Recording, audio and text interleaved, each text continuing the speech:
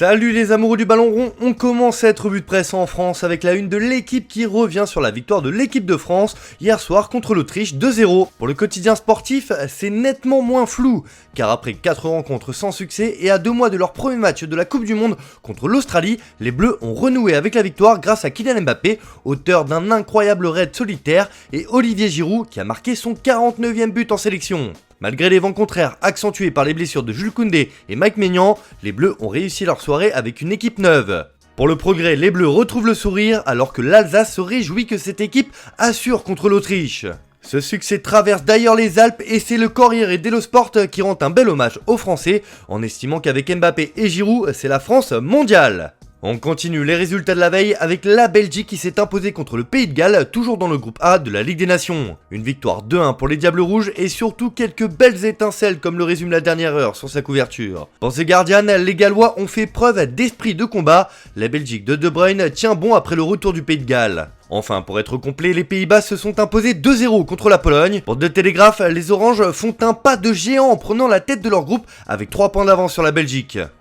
Allez, on prend la direction de l'Italie où la squadra Azzurra affronte l'Angleterre ce soir, toujours en Ligue des Nations, même si pour les Italiens ça n'aura pas le même goût car ils ne sont pas qualifiés pour la prochaine Coupe du Monde au Qatar. Le Corriere dello Sport appelle tout un pays à sauver la face. L'Italie défie l'Angleterre, elle doit éviter la défaite pour rester en Ligue A. À San Siro, l'entraîneur aligne 10 champions d'Europe. Mancini secoue les Azzurri, c'est un moment difficile mais je vois de l'enthousiasme. La Gazzetta dello Sport demande carrément à San Siro d'aider cette équipe italienne car c'est un grand test qui est nécessaire pour éviter la Ligue B. En Angleterre, ce sont les déclarations de Gareth Southgate qui font la une, à l'image du Daily Express. Le sélectionneur a une nouvelle fois soutenu publiquement Harry Maguire en déclarant, et comme l'écrit le journal, que le défenseur sera soutenu jusqu'au bout. Le joueur de Manchester United pourrait donc être titulaire ce soir pour le remake de la finale du dernier Euro.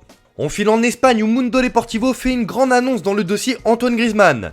Alors que le FC Barcelone et l'Atlético de Madrid se livrent une guerre autour de l'international français, le quotidien catalan annonce que ça négocie pour Griezmann. Le Barça ne veut pas aller en justice et cherchera un accord avec l'Atleti pour Antoine. Le club veut 25 millions d'euros minimum et aimerait conclure un accord avant de se rendre au Metropolitano le 7 janvier. Les tractations vont dans le bon sens et devraient libérer Griezmann avant la Coupe du Monde si cela est résolu. Du côté de As, on s'inquiète de la vague de blessures qui touche le Barça actuellement. Koundé et Depay viennent grossir les rangs à moins d'un mois du Classico, déplore le canard madrilène. En revanche, pour Marca, le Real Madrid est conscient du renouveau barcelonais et fixe la barre haute pour cette saison.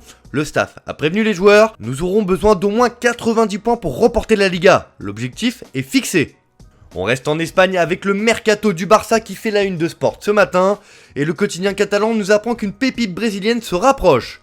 Il s'agit d'Hendrick, jeune crack de 16 ans de Palmeiras. L'idée du club catalan serait de boucler le transfert l'été prochain avant une arrivée du joueur en 2024. Rencontre au sommet entre Barcelone et les représentants du joueur pour analyser sa future signature. Le club veut garder un œil sur le jeune attaquant qui est également ciblé par d'autres grands clubs. La clause libératoire de la future star Auri Verde est estimée à 32 millions d'euros intégrés dans son premier contrat pro. Le Barça veut faire un call à Vinicius Junior au Real Madrid et permettre le développement de ce jeune joueur dans les meilleures conditions. Reste à savoir comment cela se déroulera dans les prochains mois et si le Barça arrivera à ses fins. Allez, on termine ce tour de la presse par la sombre histoire et surtout l'affaire qui touche la famille Pogba depuis plusieurs semaines.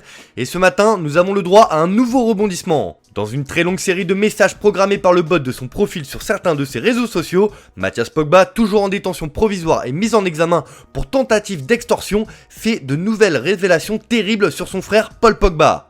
Ça signifie que je ne suis plus en liberté, soit du fait des hommes de main de mon frère, soit du fait de la police. Donc les plaintes calomnieuses pour me faire taire auront marché, entame Mathias Pogba. Il explique ensuite dans différentes vidéos comment son frère Paul a fait appel à un marabout. Cet individu, mon frère, est devenu un adepte de la sorcellerie ces dernières années, devenant le suivant d'un sorcier connu comme le marabout Ibrahim, appelé Grande, un proche de l'ancien joueur Alou Diarra, qu'il aurait connu grâce au joueur Serge Aurier. C'est ce sorcier dont je parlais comme d'une personne ayant œuvré à isoler mon frère. Quant à ce que mon frère a fait, parmi ce qu'il y a de sûr, c'est que les criminels agissant en son nom ont fait couler le sang. Mon frère, à plusieurs reprises, a jeté des sorts à ses coéquipiers, dont le prodige Kylian Mbappé, que ce soit par jalousie ou pour gagner une rencontre. Le problème était que Paul faisait tout pour se rapprocher de Kylian, comme on pouvait le voir dans les médias, prétendant l'apprécier et être son ami, poursuit Mathias. Il l'appelait souvent, on les voyait bras dessus, dessous. C'est allé tellement loin que Kylian a presque failli conditionner son prochain contrat avec le PSG si Paul venait y jouer. Cela alors que derrière son dos, Paul lui faisait la sorcellerie afin de saboter ses matchs. Le même sorcier a d'ailleurs dit à Mams qu'il devait stopper la sorcellerie en cours sur Kylian au risque de détruire sa carrière, sachant qu'il était payé à la tâche. Ceux-ci ne sont que des extraits, vous pouvez bien évidemment retrouver toutes les déclarations sur footmercato.net. Voilà, c'est tout pour aujourd'hui, bonne journée à tous, on se retrouve cet après-midi pour le JT Foot Mercato.